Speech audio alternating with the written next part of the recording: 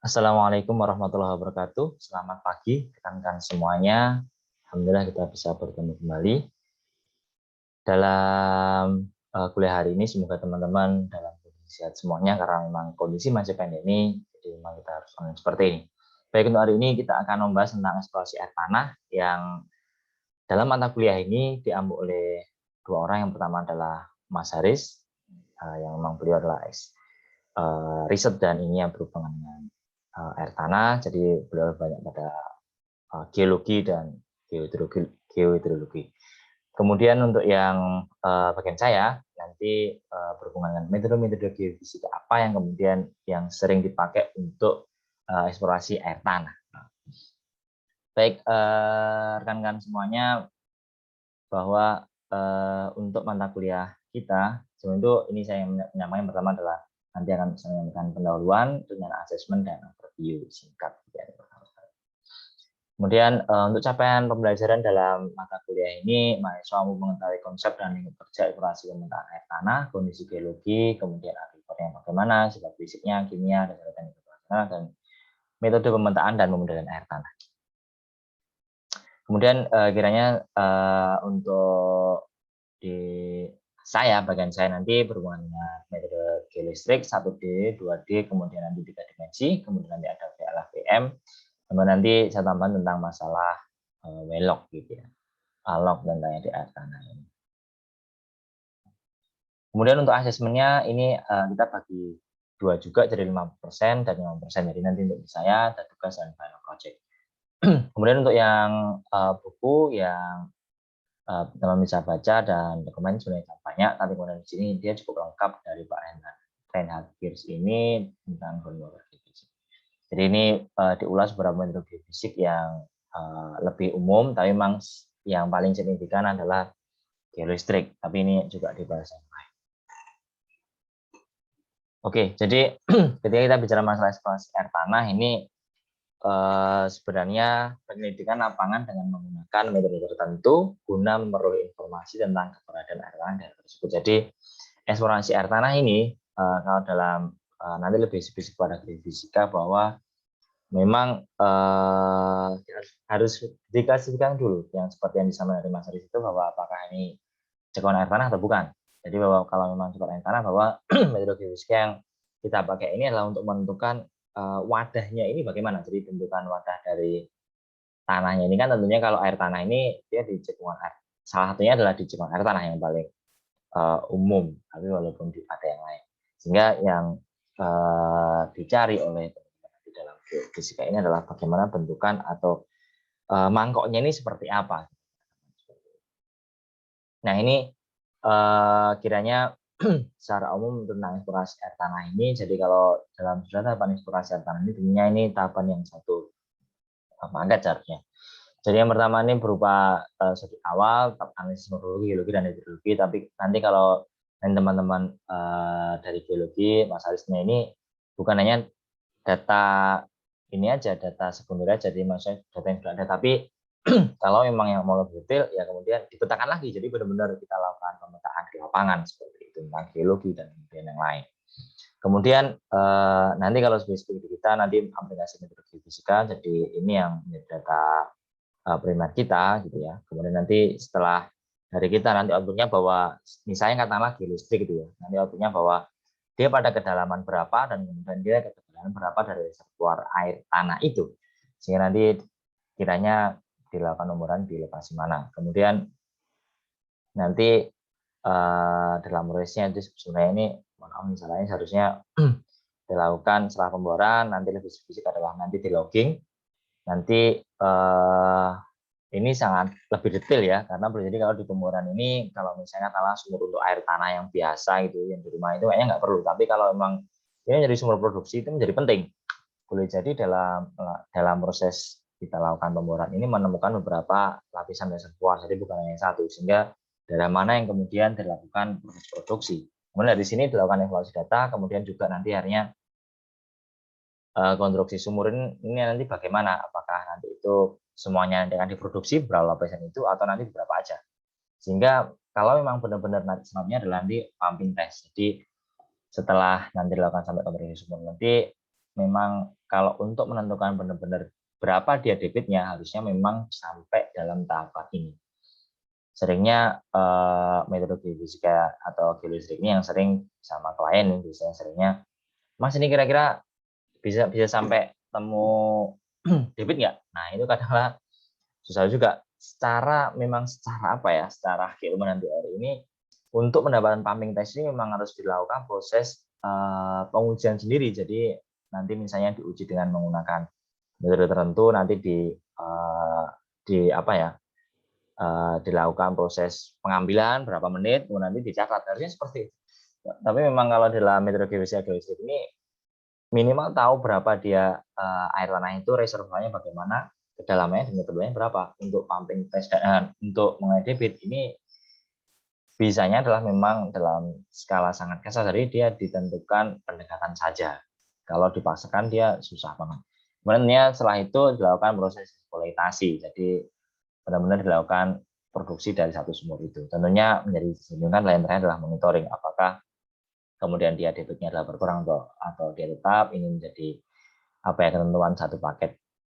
Jadi bukan hanya reservoir oil and gas juga ya untuk monitoring, bahwa ternyata air tanah ini juga menjadi penting, bahwa karena menjadi isu yang sangat menarik bahwa kondisi khususnya di perkotaan, dengan khususnya yang ada di utara Jawa ini, bahwa di daerah ibu kota provinsi ini atau kota-kota besar yang ada di Surabaya ini mengalami subsidence. Salah satunya adalah karena memang tidak seimbangan antara proses kemudian jumlah penduduk yang kemudian ada pemandaran rumah, tapi senimannya adalah pengambilan air tanah yang sangat besar dan tidak diimbangi dengan luas area di daerah hulunya ini benar-benar tetap dijaga. Itu area tentunya akan menjadi daerah itu menjadi land subsidence atau penurunan tanah yang signifikan, yang akhirnya mengalami banjir yang biasanya tidak banjir. Nah itu menjadi penting juga. Oke, ini secara umum adalah gambaran eksplorasi air tanah. Nah untuk yang di kita bahwa peta geologi, kontur hidrogeologi, tata kelola lahan, administrasi sekunder ini menjadi data yang sekunder yang dipakai untuk sebelum kita lakukan akuisisi itu minimal menentukan posisinya di mana yang tepat dan kiranya mewakili area itu membutuhkan data ini. Kemudian tentunya data yang primer adalah data geofisika ini, geolistrik misalnya tanah, kemudian nanti dilakukan proses pengukuran, kemudian nanti dilakukan proses pengolahan dan interpretasi. Nah ini secara umum yang metode investigasi bawah permukaan atau kemudian permukaan. Jadi ini klasifikasi yang saya dapatkan dari beberapa reference dari PU ini, bahwa pembagiannya dibagi menjadi dua ini. Walaupun ini juga sebenarnya ini, tapi ini saya pakai. Bahwa yang pertama adalah kalau yang permukaan adalah metode geologi, kemudian penginderaan jauh, kemudian metode geofisika. Kalau investigasi bawah permukaan ini test drilling sama well logging. Jadi sebenarnya ini tidak apa ya, pas juga, tapi ini pembagian yang saya ambil dari referensi Bapak. Oke, ini yang investigasi permukaan ini mudah-mudahan kita pembuatan peta geologi dan recharge area yang dikerjakan sama Mas Haris. Penelitiannya yang pertama ini misalnya katakanlah yang pertama adalah tentang pemetaan geomorfologi. Jadi memang didasarkan dari citra, kemudian juga ke lapangan bahwa ini minimal di 3, ada dataran rendah, perbukitan, sama dataran rendah misalnya. Ini nanti bisa dijustifikasi bahwa kiranya daerah untuk sebagai isian untuk mengisi atau namanya biasanya seringnya menjadi daerah imbuhan, itu daerah mana sih? Kemudian dia sumber airnya di mana, sumber airnya seperti itu. Jadi ini bisa dilakukan seperti daerah. Oh ternyata ini bisa jadi daerah imbuhan, sehingga daerah imbuhan itu airnya menjadi penting untuk airnya dilestarikan dan dijaga. Karena katakanlah misalnya ini adalah daerah sumurnya, ketika daerah di sini ternyata tidak dijaga, maka tentunya pasti di sini akan turun secara signifikan. Makanya ini menjadi penting juga ketika ini menjadi bagian dari kajian lebih spesifik tentang masalah geologi. Dan tentunya ini adalah peta geologi yang ini riset yang grup riset yang besar. Ini daerah Bromo, karena memang daerah Bromo ini beberapa daerah mata air yang unggulan ini menjadi mata air yang primadona khususnya Jawa Timur dan cukup besar, sangat besar debitnya. Namun di sisi lain ini harus dijaga apakah ini memang daerah imbuhannya itu daerah mana, itu menjadi penting sekali karena ini menjadi utama untuk daerah beberapa apa ya, mengambil air dan di sekitar sini itu kan banyak juga perusahaan-perusahaan yang di dalam Afrika Masuran itu, perusahaan air itu kan, air gelas, air minum itu kan ngambilnya juga dari sini. Makanya itu harus dijaga kesetimbangannya itu menjadi penting. Kemudian ini katakanlah ini produksi gas akuifer ini dari beta hidrologi, kemudian geologi sama juga. Kemudian ini kalau jadi teman-teman yang belum tahu ya, jadi model beta hidrogeologi ini kalau di teman geofisika ini sebagai data sekunder itu sebagai minimal kita tahu posisi di mana sehingga kita bisa menentukan daerah mana yang kemudian mau kita akuisisi. Ini modelnya seperti ini dan memang kalau data hidrogeologi ini skala besar ya, 1 dibanding 250. Kalau peta geologi itu 1 dibanding 100, tapi kalau misalnya kalau RPI yang sudah ada 5.000. Jadi memang kita sangat besar sekali. Jadi memang kita memang perlu mendetailkan dulu. Jadi ini ada batas antara peta geologi ini memang kita harus antara percaya dan percaya. Untuk itu kita lakukan proses melakukan akuisisi misalkan tanah geolistrik. Oke, ini yang pertama tentang metodologi fisika geolistrik. Ini saya coba untuk review karena kita sudah pernah mendapatkan metodologi geolistrik kan ya. Jadi untuk geolistrik ini modelnya seperti ini, jadi bisa dimensi 2 dimensi yang kedalaman ini tergantung dari konfigurasi yang dipakai dan kemudian juga bentangan. Oke, jadi ini model contohnya hasilnya bahwa ini 1 dimensi, kemudian nanti ini 2 dimensi, kemudian ini dari 1 dimensi yang banyak, kemudian kita bisa buat penampang dari 3 dimensi. Jadi dari sini boleh jadi kalau memang base-nya memang air itu resistensinya dia cukup rendah, tapi tidak serendah dari clay. Kalau yang atas ini dia boleh jadi dia ada batuan yang lebih keras. Jadi masing-masing memiliki kelebihan sama kelemahan. Kalau 1 dimensi ini misalnya katakanlah bentangannya 300 gitu ya, maka dia setengahnya. Kalau di sini misalnya 2 dimensi konfigurasi Wener katakanlah misalnya kita bentangan 300, berarti kiranya ya 1/6-nya dari sana untuk kedalamannya seperti itu. Oke, jadi ini nanya mana yang kemudian kita lakukan ukuran seperti yang dia modelnya ada sama juga dengan disuruh yang lain, jadi dia butuh mana penutupnya, mana kemudian daerah areanya, jadi seperti itu juga sama. Ini yang diintegrasikan proyeksi depan aku, jadi sebagai akuifer. Ini berarti dia di daerah vulkanik ya. Nanti harus mengingat lagi yang disampaikan dari Mas Haris bahwa karakteristik akuifernya ada di mana. Kalau di daerah vulkanik itu pasti berbeda di daerah misalnya aluvial ataupun sedimen secara umum, atau katakanlah di daerah kapur.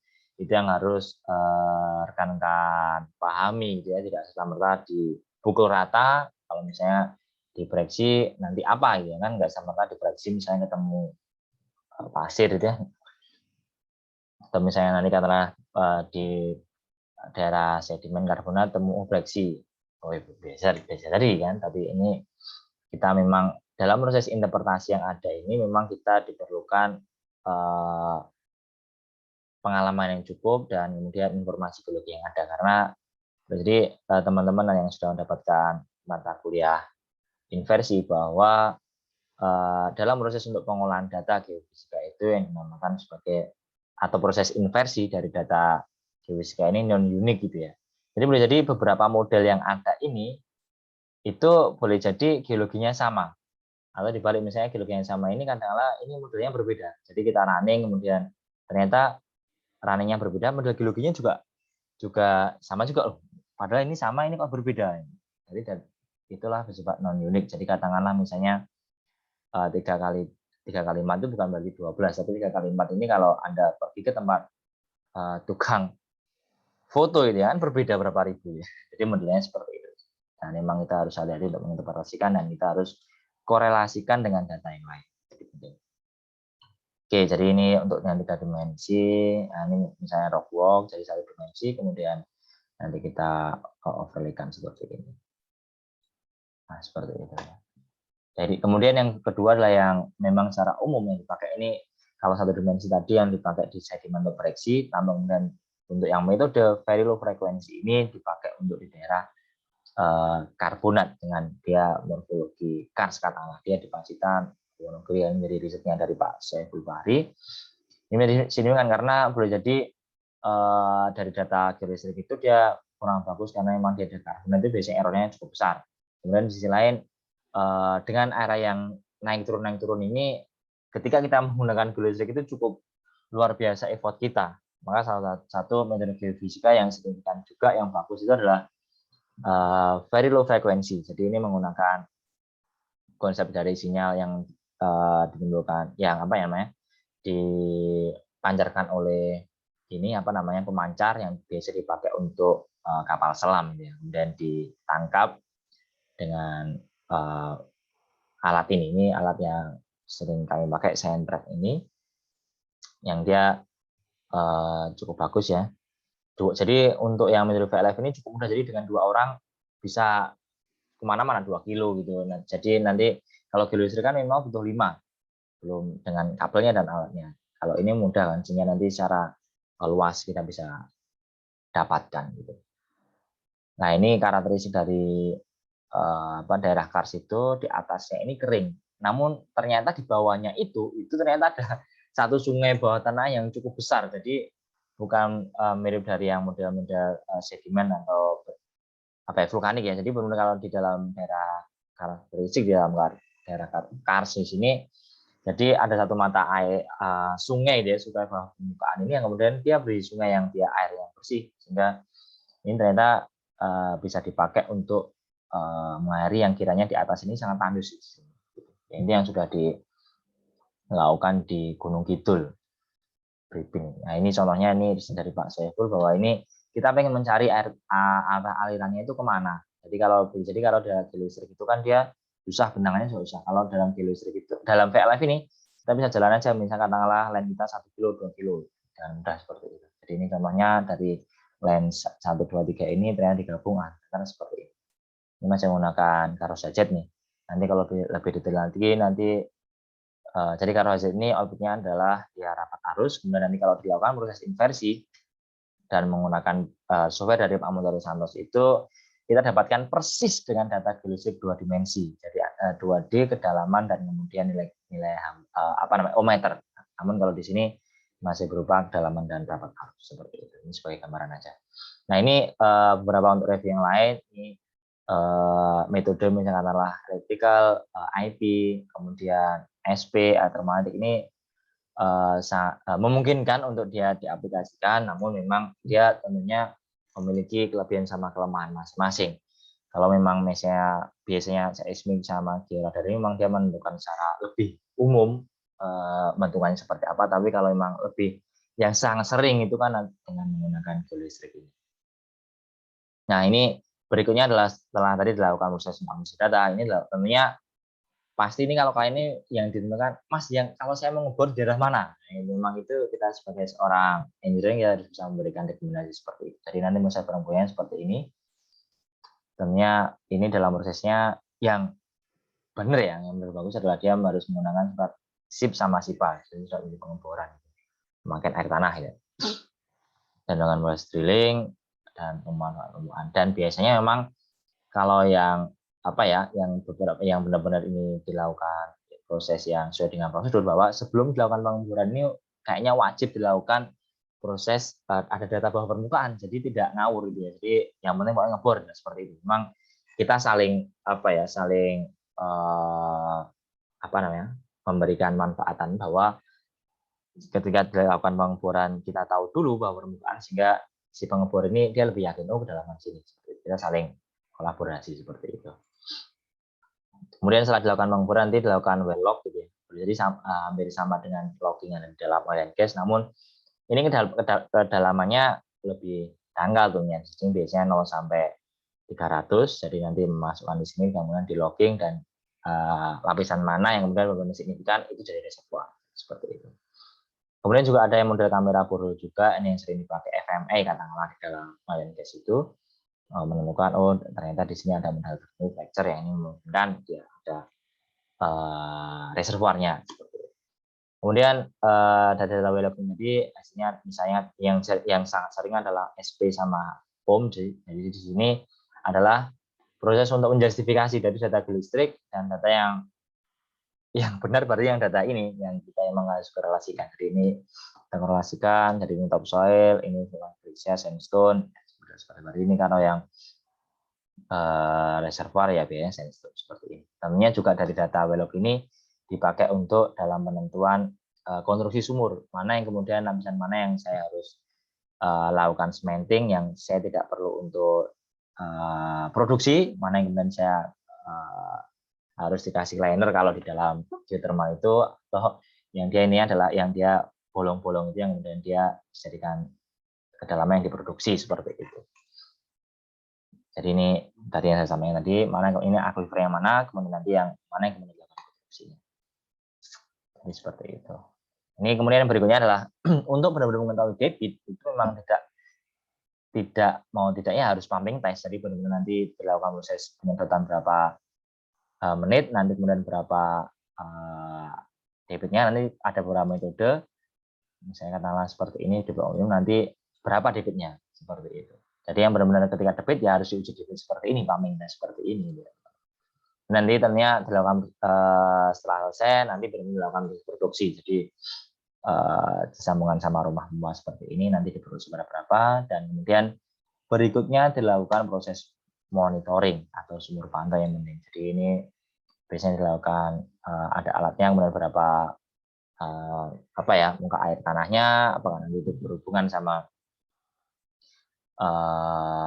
kondisi hujan misalnya, atau katakanlah ini tidak ada, walaupun sudah tapi tetap menurun. Nah ini ada apa? Nah, itu menjadi penting juga bahwa memang kalau yang secara benar ini pengambilan air tanah ini memang harus berimbang juga, karena memang tadi bahwa apalagi daerah perkotaan ini pengambilan air tanah yang signifikan itu memang mengalami menjadi salah satu penyebab mengalami subsidence. Oke, kira-kira itu teman-teman semuanya sebagai awalan dari eksplorasi air tanah ini, mudah-mudahan memberikan manfaat untuk teman-teman semuanya. Nanti akan berikutnya akan kita detailkan lagi mengenai hidrogelisis satu dimensi, 2 dimensi, kemudian VLF dan beberapa yang lain. Jadi terima kasih, tetap semangat. Saya akhiri, assalamualaikum warahmatullahi wabarakatuh dan selamat pagi teman-teman semuanya.